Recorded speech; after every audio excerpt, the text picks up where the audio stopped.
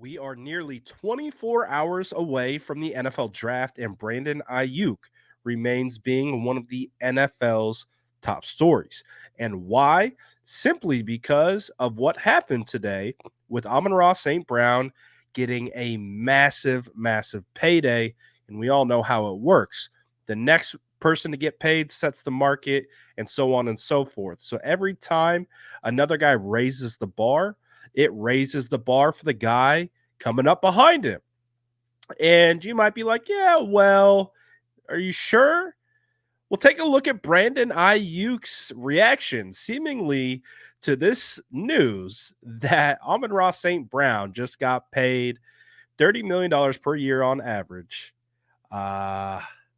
Take a look at this reaction from BA, and you tell me what you think, if there's any correlation between Amon-Ra getting paid and what BA will get paid. Take a look right here.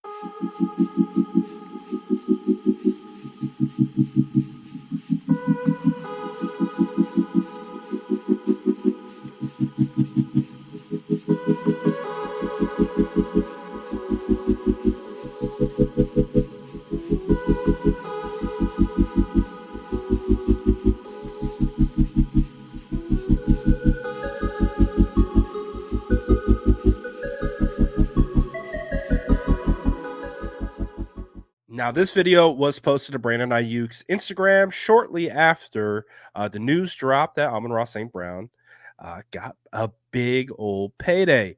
And for me personally, this is great for BA in all these considerations.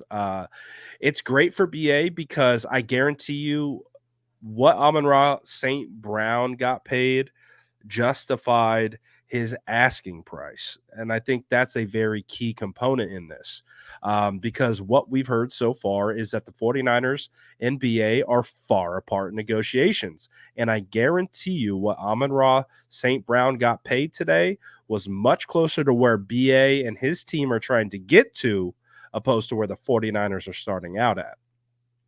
And so when you see his reaction to it, he's hyped because he knows that means more money for him, because the market is the market. That's just how it works. And this is something that I talked about 2 weeks ago on a live stream. I did a whole stream dedicated to this specific topic of, you can see the thumbnail says, "Don't wait."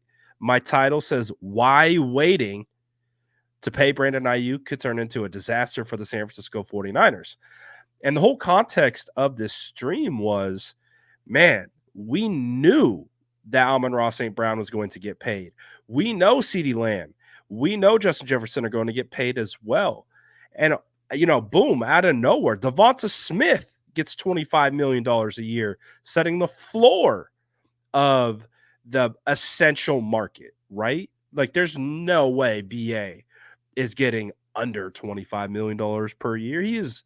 He is right now much better wide receiver, just in regards to the production, what he does on this team, than Devonta Smith. And that is no shot at him. Devonta's a really good wide receiver in his own right. But again, this is the point, is that I guarantee you what the 49ers are offering is below what Devonta got. And this, I think, really justifies probably what BA felt his worth was from the very beginning. And so I think that's why he's probably hyped in this video, and you can see him dancing. But again, man, it's just like, I feel like the waiting game can bite the 49ers sometimes, because we knew that there were going to be wide receivers that were going to get paid in this market, and that it was going to dramatically change the market as a result. And now it's like, we heard all the news and reports yesterday about Brandon Aiyuk actually being shopped by the 49ers. The 49ers are reportedly asking for a first-round pick in return.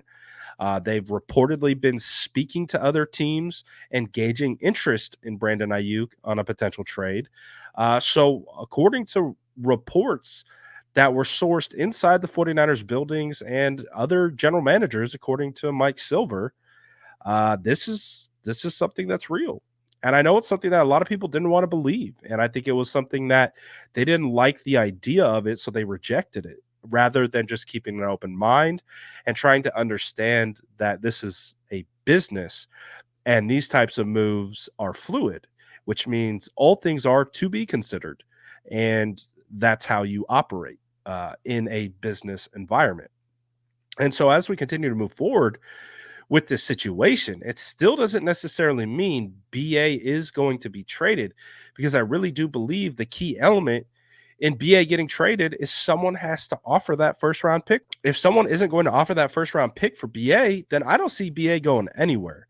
Um, but that then puts the 49ers in this position to either make him play on the 5th-year option, which I've said all along is criminal, to make Brandon Aiyuk play next year at $14.1 million with no long-term guarantees or commitments. To me, yes, it is the beauty of having the 5th-year option that allows the team to be in control and do what they want to do. But if you really talk about having, good culture and doing right by your players and things like that, and earning it, earning these paydays, BA's done everything to earn this payday.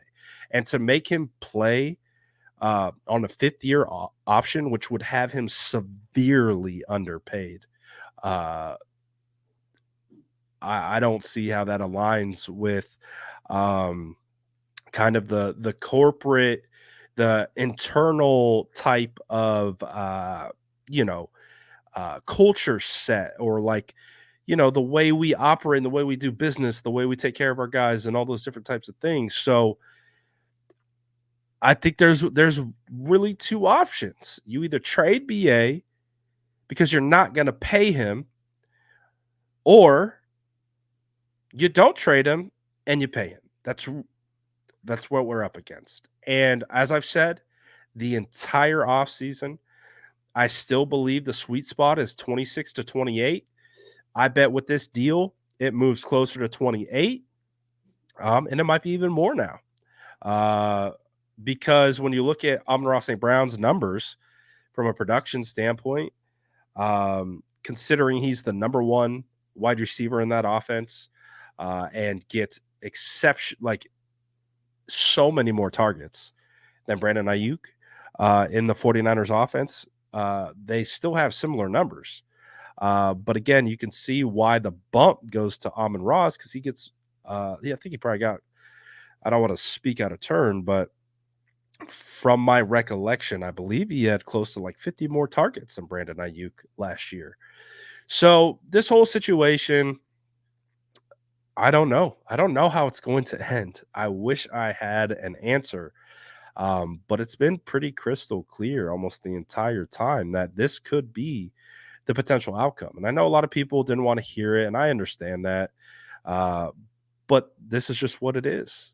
And we got to see how it's going to play out. There's still an outcome where Brandon Aiyuk stays, gets paid, and we forget all about this.